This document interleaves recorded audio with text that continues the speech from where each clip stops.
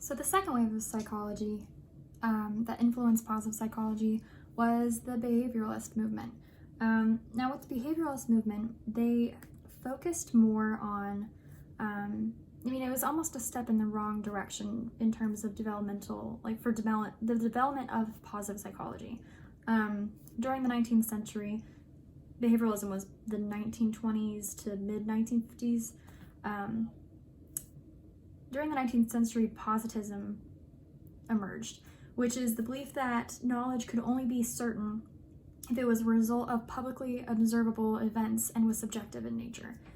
As we learned from William James and Sigmund Freud and a lot of other psychologists from right before this movement, is that much of psychology was subjective before this. And it became kind of almost a necessary evil to have psychology move to more of this objective, provable science, one that could be measured and one that can be manipulated. And behavioralism was more so trying to understand, predict, control behavior. And I say it's the step in the wrong direction primarily because so much of psychology was focused, or positive psychology, before it became positive psychology, was focused on emotion and your mental well-being and your view of yourself and your view of the world around you and your feelings, and it's all about the inner mind, pretty much. And so behavioral psychology kind of took out a big piece of the fundamental of positive psychology. And so there really wasn't room for positive psychology to grow in America in the mid 20th century. There wasn't a market really for positive psychology.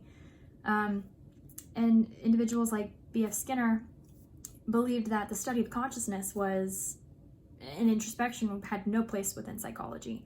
And a lot of American psychologists, a lot of Americans were supportive of the behavioral approach. There was a lot of applied information from behavioral psychology that was actually really useful. And behavioralists believed that they had more influence from Darwinism in the sense that animals they evolved to have certain traits that were desirable. Humans did the same. But if animals could be viewed a certain way and you could predict their behavior based on operant conditioning and all these other reinforcement and rewards, then how different can humans actually be? And in that sense, how can human behavior be manipulated and observed? And so that was kind of the approach, was why are we comparing too much between animals and humans when we can observe this in animals, and we can't observe the consciousness and the subjective nature of that, so maybe it shouldn't really be a thing in human study. We know now that mentality didn't really stick, but in the time it was believed that was important.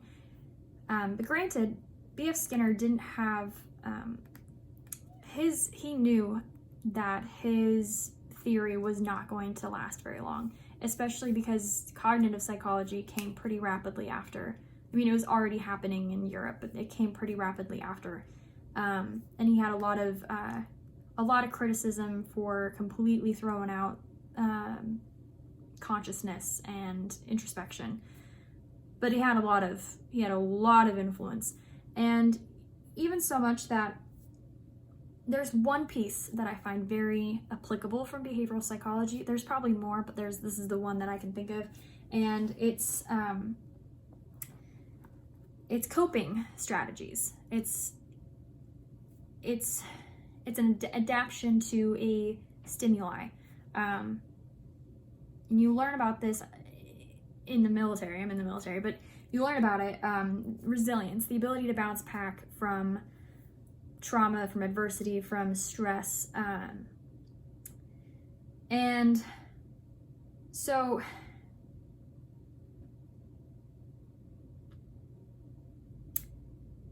the trigger, the actual event, results in a learned coping strategy, a learned coping mechanism. And for me, that feels a very behavioralist approach, that the individual learns to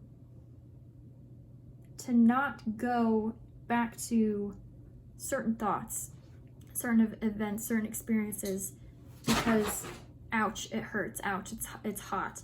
And so they learn behavior, even though it's cognitive behavior. It's still cognitive and behavioral psychology eventually mesh to be cognitive behavioral psychology, and that's kind of like observing your cognitive behavior. I'm getting ahead of myself, but that's in some ways the one thing that I really grab from behavioral psychology in terms of positive psychology, other than maybe positive psychology has quite a bit of movement, in a sense that to help yourself not feel sad or stressed or anxious, you are advised in positive psychology to do certain behaviors, like certain activities,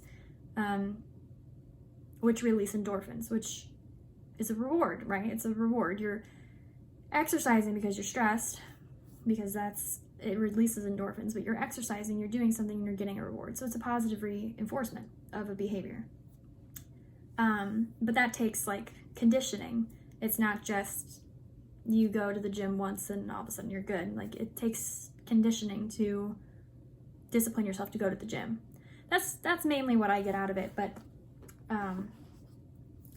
behavioral psychology took so much out of what positive psychology's core was, that I don't find as much in it, but it really like suppressed the development of positive psychology during the mid 20th century.